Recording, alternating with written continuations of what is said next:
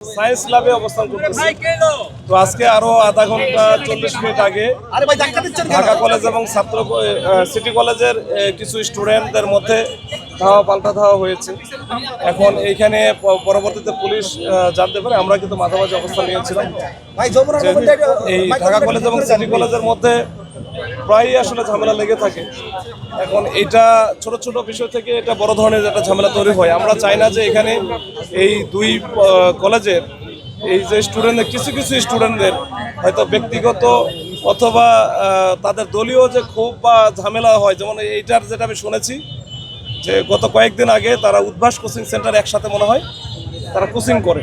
এখন ওইখানে কথা কাটাকাটির এক পর্যায়ে হয়তো বা একজন আরেকজনকে চড়থাপ্পড় মারে বা ওই যে আইডি কার্ডগুলো নিয়ে নেয়, ওইটা রেস ধরে কিন্তু গত পরশু দিনে কিন্তু তাদের মধ্যে উত্তেজনা ছিল, কিন্তু তখন তার তাৎক্ষণিকভাবে পুলিশের ইন্টারফেয়ারের কারণে ওই দিন আর কিছু হয় নাই।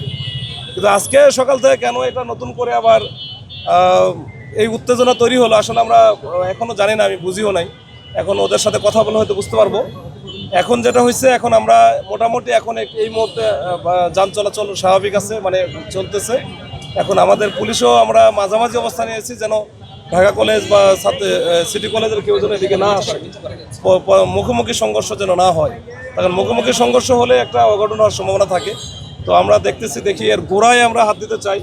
এর আগে আমরা বসেছিলাম যে কয়েকটা Dhaka college, city college, ideal কলেজের প্রিন্সিপালদের নিয়ে বসেছিলাম। আমরা প্রয়োজন হলে আবারও বসবো। এই গোড়ায় যদি ঠিক না করা যায় তাহলে হয়তো বা ছাত্রদের মধ্যে এই অবস্থানটা চলতে থাকবে।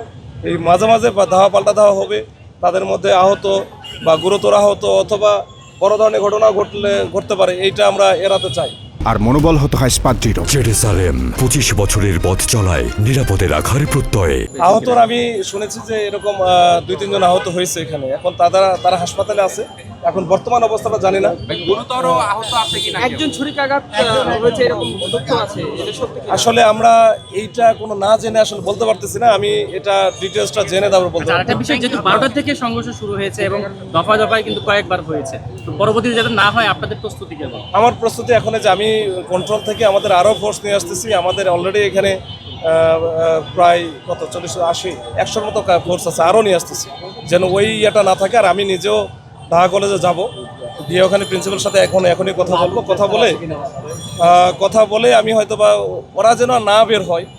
তো এক পক্ষ যদি না বের হয় তাহলে হয়তো উত্তেজনা আস্তে আস্তে কমে যাবে। আর এই পক্ষ তো ভিতরে ঢুকে গেছে সিটি কলেজ, তো ওইটাই আমরা চাচ্ছি। আচ্ছা, কলেজ কর্তৃপক্ষ থেকে কেউ এসেছিল এই মানে সংঘর্ষের সময়? কলেজ কর্তৃপক্ষ থেকে কেউ এসেছিল এখানে? আসলে টিচাররা চেষ্টা করতেছে, অনেকে তো টিচারদের কথা শোনে না। দেখা যাক আর কি।